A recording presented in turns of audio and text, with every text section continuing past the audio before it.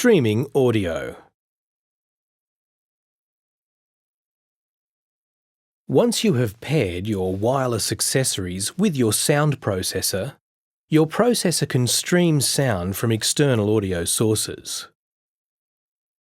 To control streaming, press and hold the control button for 2 seconds, then release to stream audio. The blue flashing light indicates your processor is streaming audio. Press and release again to cycle to the next audio source. Each time you press the control button, you cycle through the audio sources in order. It's important to remember the order in which the wireless accessories are programmed. Tap the control button to stop streaming. You can also use your remote control or remote assistant to control streaming audio.